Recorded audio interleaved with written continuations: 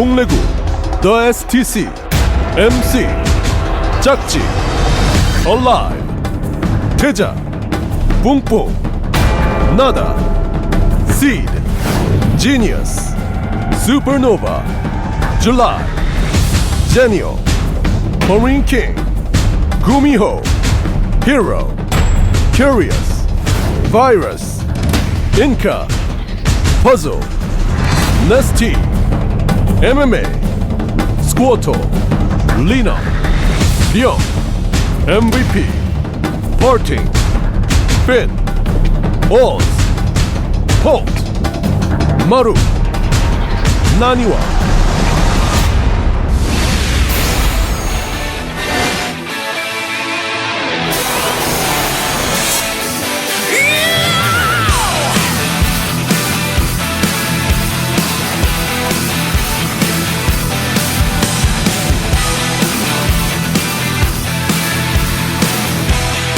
Welcome to Code S. I am Wolf, and with me is Caldor today.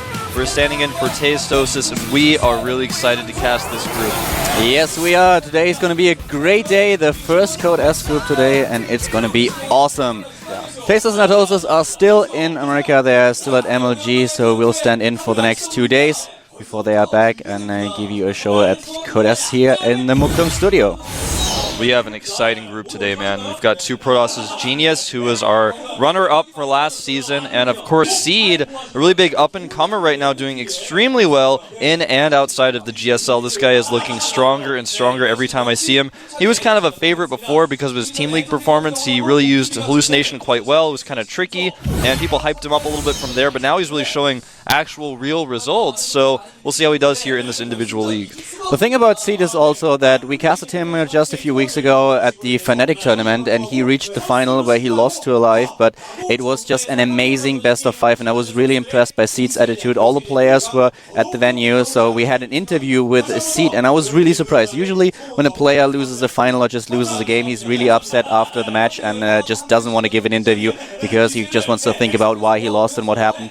But the first thing that happened as soon as the game was over was Seed coming in and volunteering for an interview, and he just said, I'm not upset about that I lost. I actually think that I played very, very well, but Alive was better this day.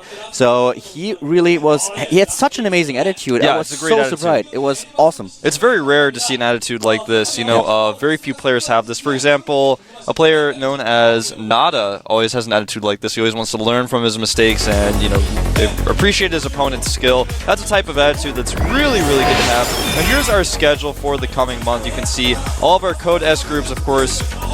You can see how they're scheduled a little bit differently. Group B and Group D will be first because of the players coming back from MLG and they need time to rest and prepare. So some of the groups were rearranged slightly. You can see it next week. We have GSTL's finals. It's going to be not this coming Saturday, but the next Saturday. It's going to be on the 7th. It'll be in Vegas. Calder and I will be there. It should be pretty awesome. And you can see the round of 16 as well, and when the finals will be on May 19th. And don't forget about the semifinals this weekend. On Saturday and Sunday we have FXO against Prime, and we have StarTale against... Putting me on the spot. Oh, MVP, I'm sorry. I was looking at the other screen. Here are our new maps, by the way. Notice that we have a new map, Atlantis Spaceship, replacing Crossfire, and I'm very happy about this. Now, I don't know about this new map, and Ohana is a map I don't particularly... it's not like one of my favorite maps. I'm really curious to see how players use it in the GSL in its first appearance. Replacing Belcher Beach. I'm going to miss Belcher. I'm going to miss it too. You know, it was a map that wasn't 100% balanced, but it's been around for a long time, so to switch it here actually makes a lot of sense. And it produced just such great games. We had so many good games on Belcher Beach, so I'm going to miss it a little bit, but 2 new maps in the map pool will definitely make sure that things are just turning a little bit.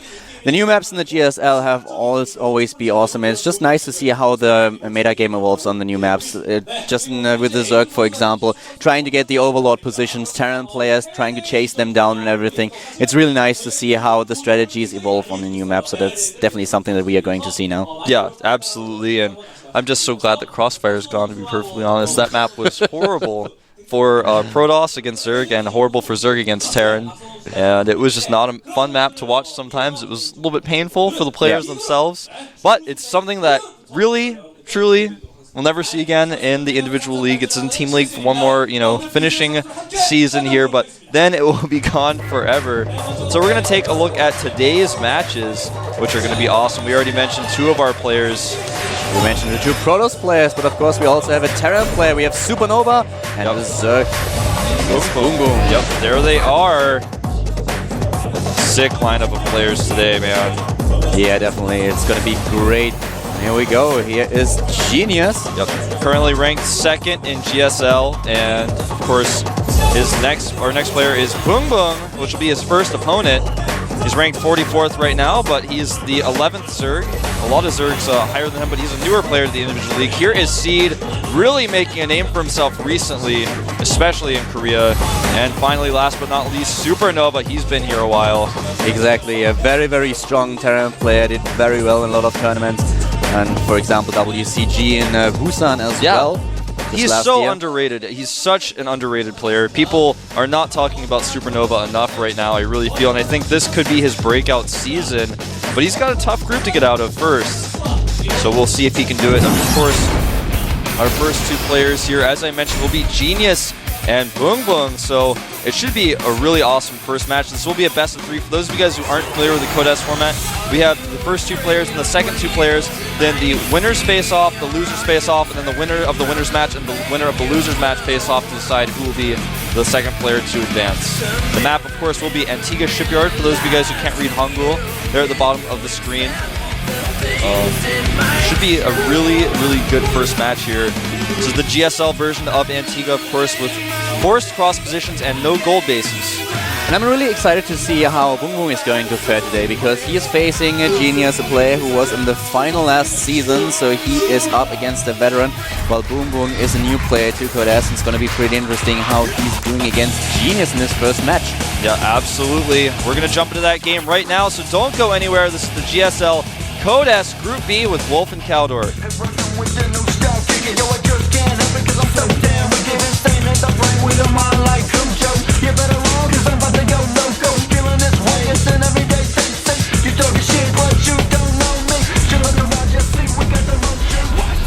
And it is on, ladies and gentlemen. Code S with the first game of the evening. We have BBoongBBoong against Genius to the bottom right of the map.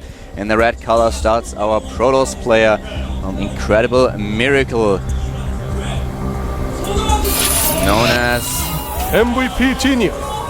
Obviously from MVP, not from Incredible Miracle. Sorry, mixing him up with the second Protoss player of the day. Totally fine. To the top of the map is his opponent. With the red player in the blue color. BBoongBBoong Prime. BBoongBBoong against Genius. Here we have our Zerg player from the Prime team. Now consider also this tournament is sponsored again by Hot 6, so big thanks to Hot 6 for sponsoring the GSL yet again. This pylon placement here for Genius is something we've talked about a lot. He's going to be making the Nexus as part of his wall rather than trying to wall off his ramp. So it's a choice that some players like to make. It's kind of a debate right now which is best, if there even is a best. That's almost impossible to determine. It's a matter of preference in the end, what kind of style you are most comfortable with. So now we have definitely a pretty cool match at hand, and of course BBoongBBoong is starting with a pool. He's not going for a hatch first play, which is pretty risky when your opponent starts with a forge first. You don't want to get cannon rush, but you don't have to take the gas early, just rely on the first Zerglings to kill pylons if your opponent is trying to block the hatch, and then you can start with your economy. We've seen a lot of Zerg players taking gas very, very late in the game, just trying to be a little bit greedy, but of course without the early speed you have a bit of a problem when your opponent starts to get aggressive with Stalkers or Zealots. And here's the pylon. Yep, he's very aggressively blocking the hatchery right now, so Forge does go down as well for Genius. Now, part of the reason why he had to go pool first is because Genius went for a Pylon Scout, and when you Pylon Scout, you can pretty much always deny the hatchery. Will he cancel? He does have it targeted. And there's the cancel. It cancels the pylon. At the bottom you have some information about the performance of Genius in the past. Really interesting to see how he developed over the months. Yeah, you can notice that basically he's been, for the most part, consistently in Code S. So really good job for him, to be in Code S that long. Very few players have been able to secure this. Now the hatchery does go down. The pylon, of course, was canceled, as we mentioned earlier. Sweden loves GOMTV. We love Sweden, too. I bet they do, especially after Naniwa got his Code S spot. Yeah, I'm sure that really influenced the love. We're going to see BBoongBBoong come in here. He will get his first glimpse of the forge and the wall off. One thing that's obviously also very, very important is when you take your early third base as a Zerg player, which usually happens around the 4-minute and 20-second mark, sometimes up to the 5-minute, depending on the strategy. You have to make sure that you have some scouting going on at the third base. A lot of Protoss players lately have tried to use a pylon and a few cannons in order to deny the third, force a cancel, or even kill it. So Zerglings here scouting for BBoongBBoong, which is very, very important. As a Zerg player, you just have to make sure that you spot this probe, that you make sure that you know exactly where the pylons are. Absolutely. It's super important to not only know where all the pylons are, but make sure that the probe isn't going to, try to scout your third base. It's so important to be able to find that probe. A Roachborn goes down off of 2 base. That's very rare. Very unless, interesting, yeah. we're going to see some sort of Roach pressure. Exactly. This looks like he's going for a very aggressive Roach and Zergling attack. We already have speed on its way, and he did not get the third base that we were just talking about, which is the usual strategy. So BBoongBBoong in his first Code S game here in this new season, apparently trying to get aggressive early on. Yeah, now I wonder if, as you can see, there are 5 larvae stored here. It looks like he's going to go for the 5 initial roaches. He may go up to 7. Now, I think part of the reason why he's going for this attack is because he's seen the wall off that Genius has done. It's very tempting to do a roach bust against because, of course, with that, you don't have that high ground advantage anymore. You can't really use sentries as effectively to block off roaches. And we are going to see 5 roaches on the way. Stargate is on the way, though. Exactly, and talking about sentries, he started the Stargate first, so the sentry will out a little bit late, and he will only have 1 sentry at the time.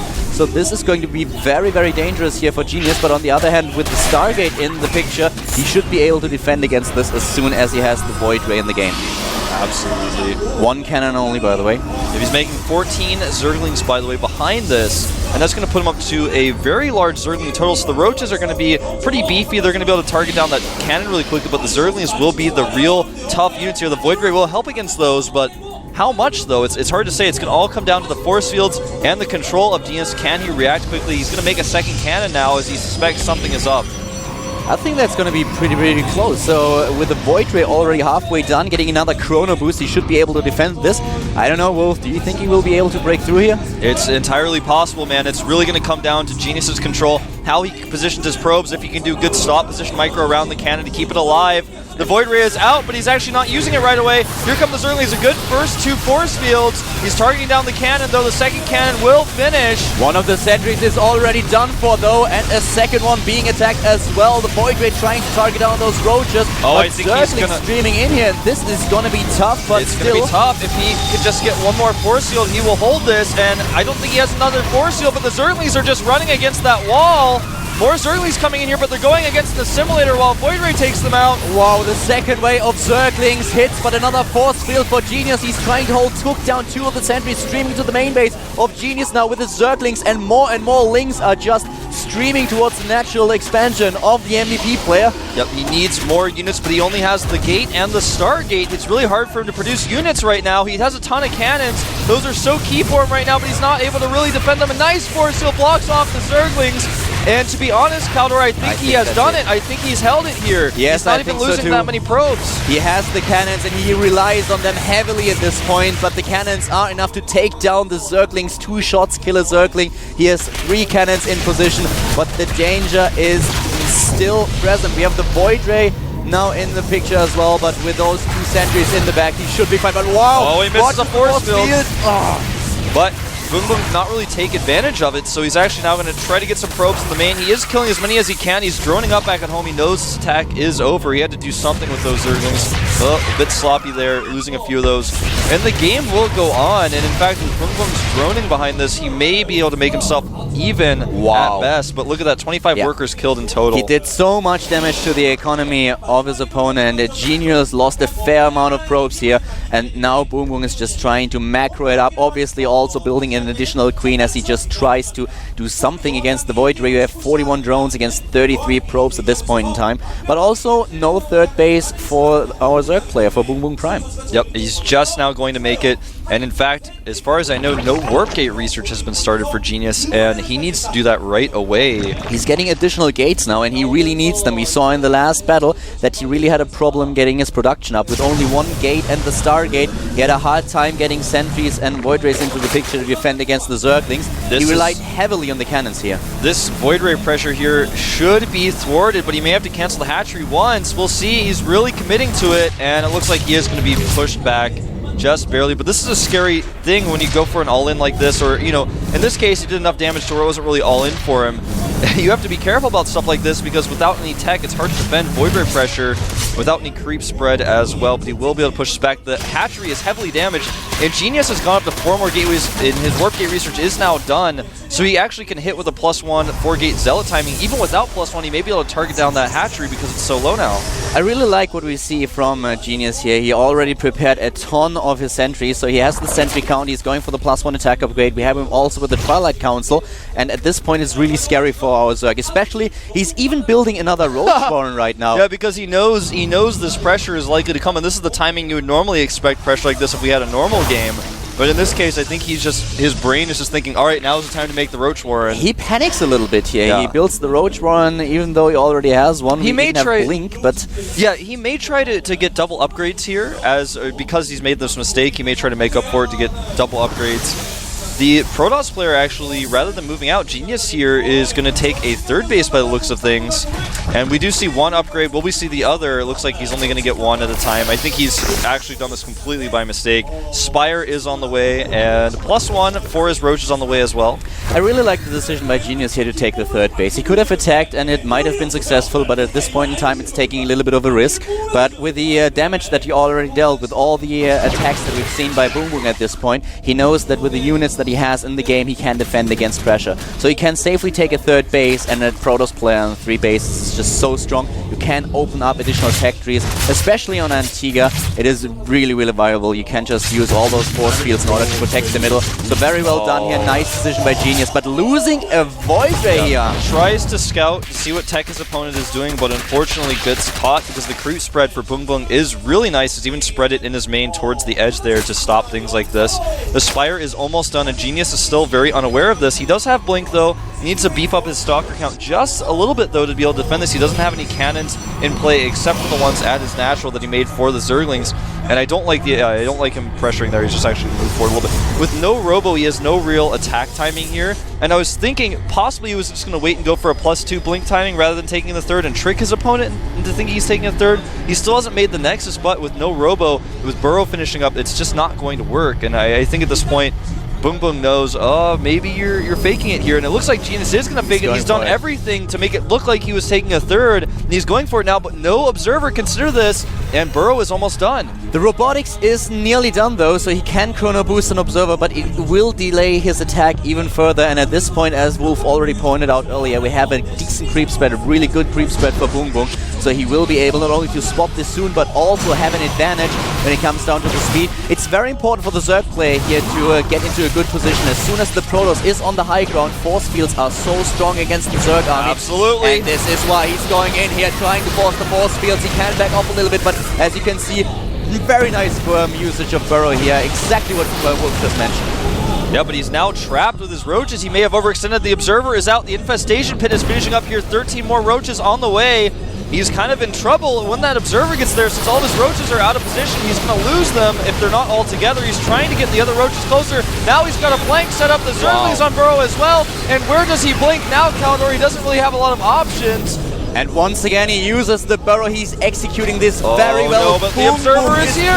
Great. The Observer is in the picture. Arrives at the scene, and now BoongBoong has to fight. He has to fight. And here come the Stalkers blinking in. He has more units than his opponent. He has way too many Stalkers. They do have +2. GG. A nice fake by Genius. Goes with the +2. Observer gets there just in time. And you were exactly right. He needed to get the Roaches in position before he went up the ramp. But because of that, he didn't have enough Roaches to push the attack back. He was forced to Burrow, got himself a little bit trapped. His Roaches were cut into 2 groups, and Genius takes game 1. Genius takes the first game here with a very nice decision. I would have fully supported his strategy when he would have gotten the third, but he just saw his chance when the +2 attack timing. He went for the blink attack, and Maru was, BBoongBBoong Prime was fooled as well. He thought there's going to be an expansion, therefore he just droned up once again, went for the upgrades, went for the tag, and when this attack hit, he just did not have the numbers. Yeah, he absolutely did not. And, you know, he did everything right based on what he had seen, and he even had the Spire on the way, so he could do a lot with that, of course, with Mutalisk, and then, of course, using the Corruptors later. But, unfortunately, things did not play out the way he thought they would. Even with his Overlord, I was a little bit surprised. He had the Overlord to spot for the third Nexus and never saw the third Nexus. He saw the probe that was poised to make it, which Genius wanted to show him. He was trying to show that probe there. He even moved it next to some units for a second, then moved it back. He was trying to fake out the Nexus very hard. But, you know, unfortunately, he misread the situation, I think, and sending his Roaches forward, like you said, was so important, because if you get into that third base and you can force seal the ramps, what do you do from there? You just lose your third no matter what. You might be able to kill the army, but you lose your third, and that's so important to keep alive. I really think that Maru why do I always come back to Maru? I actually have no idea. BBoongBBoong, obviously. I think they kind of look a little bit the same, not really all that much, but no, they actually don't. So, BBoongBBoong played quite well in this game. I really like that he put on the aggression that in his first Codes game this season he was like, okay, I have to set a sign, I have to be aggressive. I'm not really just playing too passive. I want them to know that they definitely have to count me in. So the problem that I saw here is that he seems to be very, very nervous. We saw him on camera already where he looked a little bit nervous. He built the second Roach Warren, which he usually would not have done. So I think nerves play a big role here for the new Codes player. He just got into Codes, and Genius, as we already mentioned, he has a lot of experience. Absolutely does. He was our finalist last season. We'll see if he can take a quick 2-0 in this first best of 3, or if BBoongBBoong could tie it up on Cloud Kingdom. This is the GSL Codes Group B, sponsored by Hot 6, casted by Caldor and Wolf.